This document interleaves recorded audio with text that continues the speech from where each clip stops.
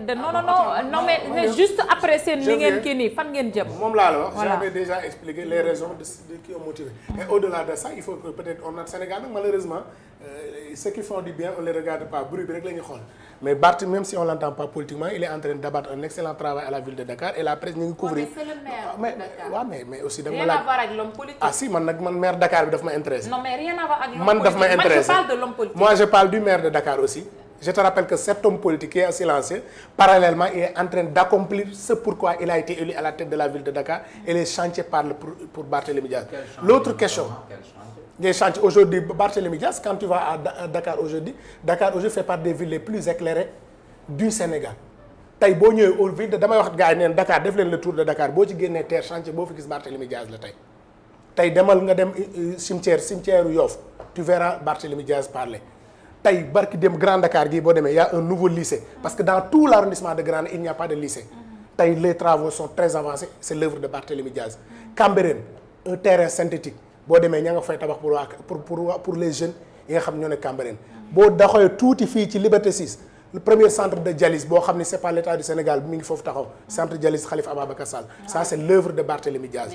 Je peux continuer à citer des attends non bañu ma ko de en fait je te dis non dama ne la l'acteur politique Barthélémy Diaz je t'ai expliqué pourquoi jusque-là mais parallèlement ce Barthélémy Diaz est en train de travailler malheureusement au Sénégal on ne regarde pas ça on s'intéresse que Barthélémy qui fait du bruit.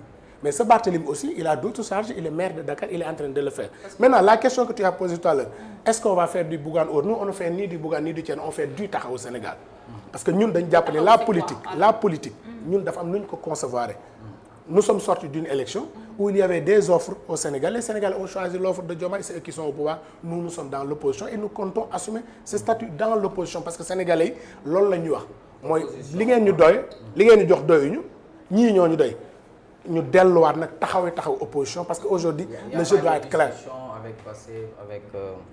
En tout cas fi may waxee ak yow taxawu Sénégal est dans l'opposition compte assumer son statut d'opposition mais au Sénégal il faut admettre Sénégal tout le monde se parle ça xam nga ñun ce qui nous différencie des autres ñun bokkuñu ci nga xam ni dañuy jéem a leurrer ça on dit ce qui est sur quelque chose mais ce qui est sorti est-ce que c'est au plus haut sommet wala c'est ce qui est sorti de l'évaluation qu'on a faite avant-hier présidée par le président Khalifa Ababacar Sall c'est que Taxawu Sénégal est une organisation dans l'opposition qui va se réorganiser qui va se parfaire qui va apprendre de ses erreurs du passé pour mieux assumer son statut dans l'opposition en vue des échéances à venir. D'accord, en vue des échéances à venir. Ouais, vas-y Omar. Après Seynabou. Est-ce que bon peut-être vous pensez peut-être tànn keneen parce que Khalifa Sall aussi on dirait qu'il a fait son temps voilà. Son temps ça veut dire. Bon il y a d'autres profils wala Khalifa Sall rek a fi nekk. bu demee ba Diomaye doon président kay war ngeen mën a xaal.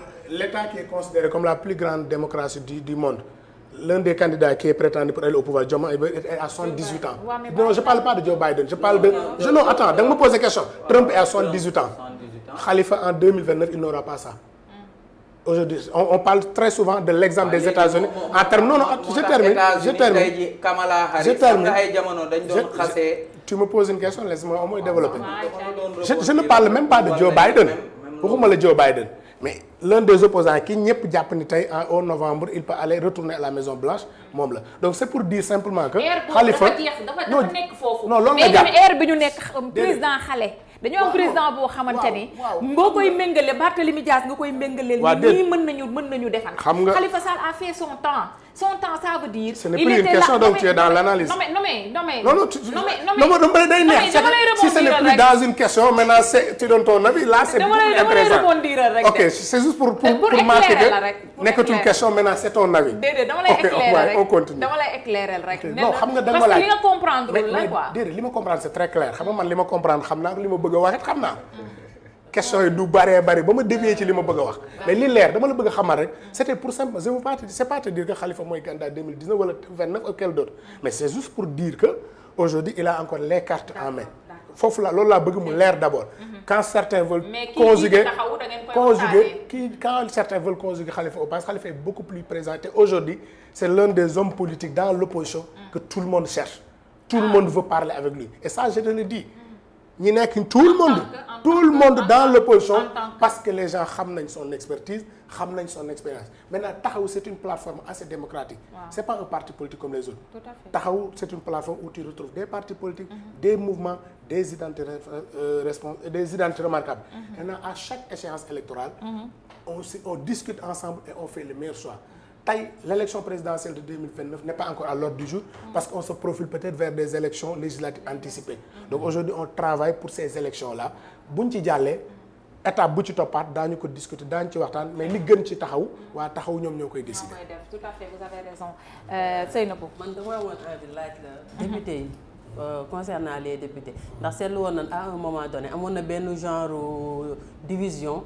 yéen ñi nga xamante ne da ngeen nekkoon biir Yewwi ba tax waa député kii dañ leen génne waa député taxaw dañ leen génne waaw dañ leen génne woon ci Yewwi ngeen nekk à part boobu ba tey yéen a nekk ay non inscrits instant bii nii assemblée ñi ngi vacances mais ñi ngi waaj a ñëw ban taxawaay le député waa taxawu nar a indi ci biir assemblée cette fois-ci est-ce que da ngeen di continuer ci seen non inscrits wala est-ce que da ngeen di daal di continuer da ngeen nar a dem rejoindre benn groupe wala dara. mais aujourd'hui taxaw Sénégal nous sommes 14 députés c'est des non inscrits ça moom c'est très clair amoon nañ différents Yewwi les gens nous ont sortis donc nous sommes aujourd'hui des non inscrits ça aussi pour dire interpeller les députés de l'Assemblée nationale qui parlent aujourd'hui de la révision du règlement intérieur il y a pour moi beaucoup de questions à revoir tey aujourd'hui tu as un nombre de députés de 14 tu quittes un groupe parlementaire mais le règlement intérieur actuel ne te permet pas d'en créer un autre de rejoindre un autre de créer un autre groupe parlementaire tey boo jëlee l'Assemblée française il faut 13 15 non il faut 15 mais quand tu démissionnes mënatu amatoo possibilité bi alors que tey da ngay jël assemblée française c'est 577 députés il faut avoir 15 députés pour avoir un groupe parlementaire nous sommes 165 députés mais il faut avoir 15 députés pour avoir un groupe parlementaire et quand tu démissionnes d'un groupe parlementaire amoo possibilité de parce que taxaw nous quand on a quitté Yewwi on avait bien envie de mettre en place un groupe parlementaire mais le règlement intérieur actuel ne nous permet pas ça te y a beaucoup de décisions qui se prennent à l'Assemblée nationale mais les non-inscrits n'ont presque pas la voix au chapitre donc man je considère que dans la révision du règlement dans la révision du règlement intérieur moi je pense que les gens ne doivent pas se limiter simplement à réintégrer les dispositions yi concernées. mais est-ce que boole nañ leen ci discussion yi. non xam nga parce que man boobu léegi Abdou Mbow. waaw parce que moi xam nga quand je dis que actuellement les non-inscrits n'ont presque pas la voix au chapitre c'est des choses à corriger. parce que le règlement tel qu'il est conçu aujourd'hui presque c'est les présidents de groupe parlementaire. séminaire Sali bi boo xoolee. j'ai pas encore une information sur ça mais man dama jàpp ni il faut pas se limiter simplement à intégrer ces dispositions parce que tout le monde sait que bi ñuy modifier di ko jëlee 10 yóbbu 15 mais c'était avec bi Modou Diagne Fada génne yeesal Wade bëgguloon Modou Diagne Fada am groupe parlementaire ñu introduire un dispositif bu ko empêché woon yeesal mu am groupe parlementaire. donc yooyu c'est des choses yoo xam ne pour man on doit corriger ça parce que l'Assemblée c'est l'espace par essence démocratique. si une assemblée de 577 permet à 15 une assemblée de 165 war nañ mën a permettre à 10 à autres.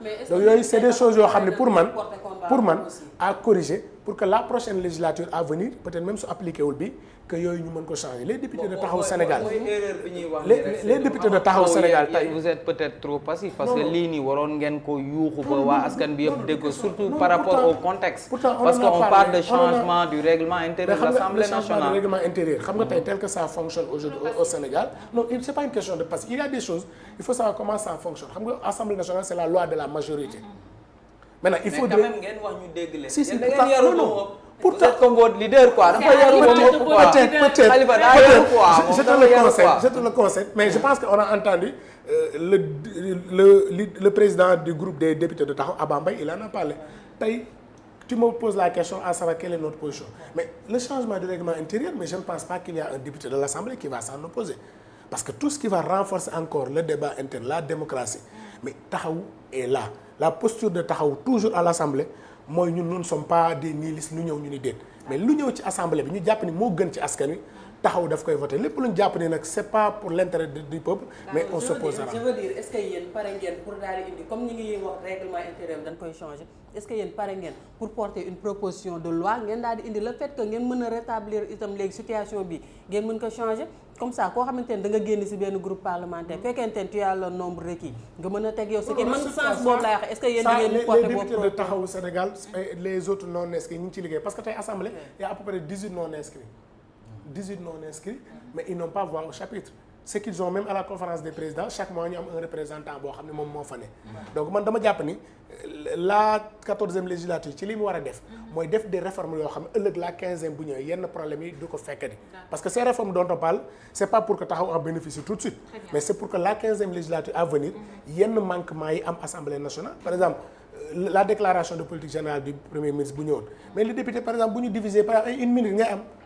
surtout quand tu es au niveau des non inscrits donc ça pour man c'est des choses yoo xam ni pour que suñu démocratie avance il faut qu'on évite parfois chaque fois qu'il y a des combats de personnes ñu changer règlement intérieur bi chaque fois bu ma jiboog yow dugalaat ko donc il faudrait qu'on ait un règlement intérieur boo xam ne aujourd'hui day jël en compte l'avancée de la démocratie et quelles que soient nos divergences yooyu pour man waratuñ ko laal boo génnee doo dugg d'accord boo génnee pare nga alors naka ngeen